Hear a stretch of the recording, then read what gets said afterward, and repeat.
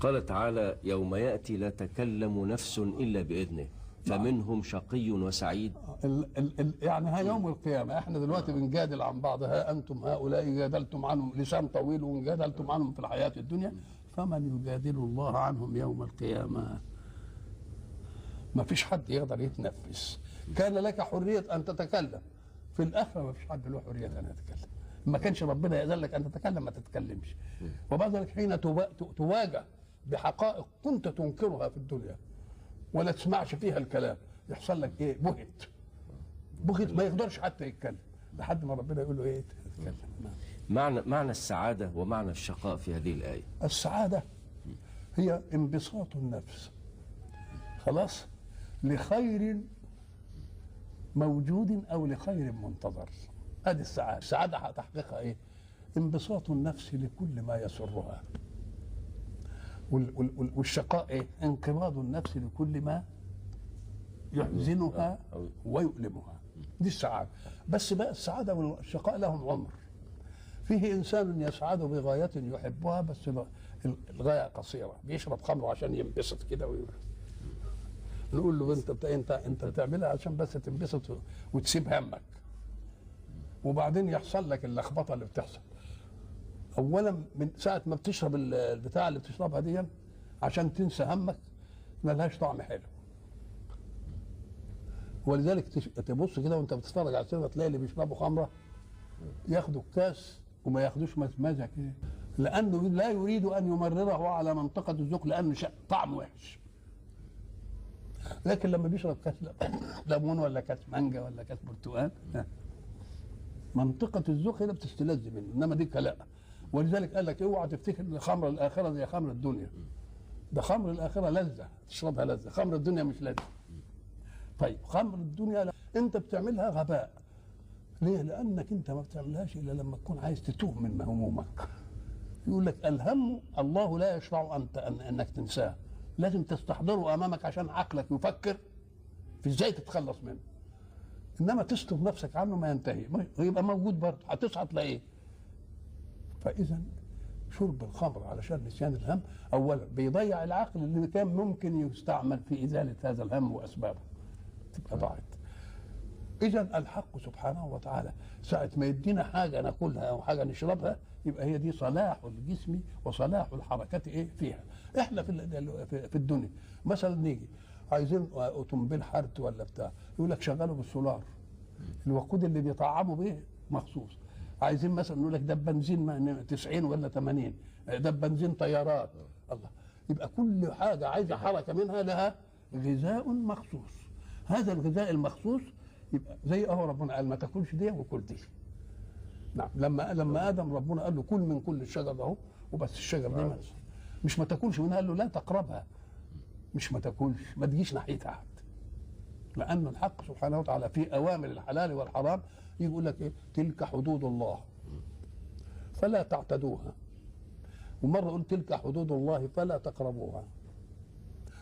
لا تعتدوها دي في أمر الحل، يفضل عند الحل ولا تتعداش، إنما الحرام مش ما تتعداش، لا ما تقربوش حتى. الحق سبحانه وتعالى بيعطي كل حاجة لكن صنعة البشر، يعني شوف الفرق بين صنعة ربنا وصنعة البشر. الله خالق الإنسان وخالق الأنعام اللي بناكلها وبنشرب منها وكده. يوم الحق سبحانه وتعالى يخلي فضلات الأنعام المخلوقة لله إحنا نستلقيها منها بإيدينا كده ونعمل منها وقود، الستات يروحوا يستلقوها ويعملوها كده ويعملوا منها البتاع اللي بنولعه أو نرميها في الزرع يخصبه. هذه فضلات الحيوان. لكن فضلات البنزين ولا فضلات الغاز ولا فضلات مميت كمان. الحاجه اللي ماشيه ببنزين بطاقتها بمجرد ما يخلص منها البنزين تقف. طب تعالى في الانسان، الطعام والشراب والهواء وقوده. يقول لك ايه؟ إن يقدر يصبر عن الاكل شهر، لان هو لما كل زياده عن المطلوب اتخزن له دهن، لما يجي يجوع الدهن. والميه 10 ايام، الهواء لا ولا لحظه. ولذلك لا يملك الله الهواء لاحد ابدا، لانه على ما يرضى كن موت. انما ديك يمكن احتاني، يمكن حد يحن عليا، يمكن مش. لما ادم قال له كل من الشجره دي ولا تقربش دي، طول ما هو كده كان كويس. لما كان من الشجرة ماذا حدث؟ شوف اتفقا يخصفان عليهما من ورق الجنة بدت لهما سوآتهما.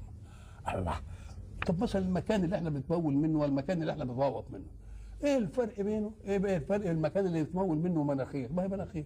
وايه الفرق بين المكان اللي بتغوط منه فتحه زي البق؟ ايه الفرق؟ بس دي بيدخل فيها الاكل اللذيذ وده بياخد منها القذر، فعورتها بقت من القذاره بتاعتها.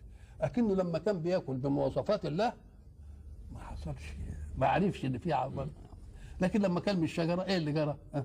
بطنه كان كبت وطلع منه ايه؟ لا اذا دي رمزيه على ان اذا التزمنا منهج الله في كل شيء لا تظهر عورة في الوجود ابدا، واذا قصرنا تظهر الايه؟ تظهر العورات. قال تعالى: إن الذين آمنوا وعملوا الصالحات كانت لهم جنات الفردوس نزلا خالدين فيها لا يبغون عنها حولا. ما هو الثواب وما هو العقاب في هذه الآية؟ ما دام جنة يبقى فيها ثواب لأن النار اللي هيبقى فيها العقاب. هو بيتكلم على الجنة. الجنة دي الجزاء الأوفى لمن آمن في دنياه وعمل صالحا. ومعنى النزل هو المكان الذي تستقر فيه بعد مشوار، زي ما بنسميها الفنادق. نسميها ايه؟ نزل. بس نزل من مين؟ صنعة البشر هي التي أعدت النزل؟ ده ربنا هو اللي أعد النزل. يبقى نزلا من مين؟ من الله. يبقى هندسة بقى على أصلها ونعيم على أصله. والنزل ده بيخدمونا كده، انما لا، ما حدش يخدمنا. انا قاعد في الجنه لوحدي، ساعه ما يطرأ الشيء ببالي يجي لي ايه العظمه دي دلوقتي في اللي موجود دلوقتي غير كده خالص. ليه؟ لان النزل هذا هو الذي اعده الله. النزل اللي احنا بنقول عليه ده اعده البيه للبشر. يا ترى يخلصوا الخدمه ولا يخلصوا الطهي ولا ما يخلصوا الاستجابه الى اوامر ولا يخلصوا الفرش نظيف ولا مش نظيف، لان هم اللي عادين النزل. والبشر واصحابه اغيار. يا ترى بيعمل عمل باخلاص ولا بيعمل عمل بتدليس ولا امكانياته ضعيفه. انما النزل اللي اعده مين؟ القادر الغني اللي ما حدش يستدرك عليه. الله، يبقى ده النزل. احنا مره رحنا سان فرانسيسكو وبعدين دخلنا فندق هناك، قالوا ده الفندق ده على ربوه. سان فرانسيسكو فيها ربوات كده، والفندق ده على فلما دخلنا كل اخواننا اللي موجودين، كان ويانا وزير الاعلام، وكان ويانا وزير التخطيط في السعوديه، وكان ويانا عميد محمد عبد اليماني. كلنا دخلوا فدهشوا من نظام الفندق، وانا واقف اضحك. فقال لي انت بتتفرج فيه؟ قلت لهم هذا ما اعده البشر للبشر، فكيف بما اعده رب البشر للبشر. لازم ناخد من كل حاجه دي لفتة ايمان. ولذلك لما ادخل عند واحده الاقيه موظف كده ما احسدوش، اقول يا سلام، يبقى الباشا عمل الحاجات دي، عمل الطقم الجميل ده، زي الذهب دي. اقول يا سلام، بقى ده البشر اللي عمل، امال ربنا هيعمل لنا ايه بقى؟ دي سين. ده الثواب. ده الثواب. العقاب بقى في النار بقى. دول لا يبغون عنها حولا، يعني مبسوطين، مش عايزين يتحولوا، مش عايزين يتنقلوا من هنا. لكن بتوع النار يقولوا يا مالك ليقضى علينا ربك، موتونا وخلينا نرتاح. قال انكم ماكثون، لقد جئناكم بالحق ولكن اكثركم للحق كارهون. عيد الفطر. ايوه، بعد شهر الصوم. كلمه عيد معناها ان يعود، ولا تتمنى ان يعود الا الزمن الحلو. يبقى عيد من العود، يعني تتمنى ان يعود ثانيه. انت ما تتمناش حدث يعود اليك الا اذا كان حلو بتنبسط منه. اكيد. طب حلاوته ايه وانبسطت منه ايه؟ لانني نجحت في تكليف الله لي صيام نهار وقيام ليل ومدارسه قران. يبقى ده حلو ووفقت فيه، يبقى لازم يكون في عيد. وللصائم فرحتان، فرحه حين يفطر وفرحه بلقاء ربه. نقول انت اهل بقى انك تعيد وتطلب من الله ان يعود عليك هذا الزمن مثل ما عاد ما جاء لك في الايه؟ في الاولى استجابه لايه؟ لمنهج الله. ليلا تهجد ونهار صيام. نود من سيادتك ان توجه كلمه الى الامه الاسلاميه والمسلمين في كل مكان بمناسبه هذه الايام المباركه.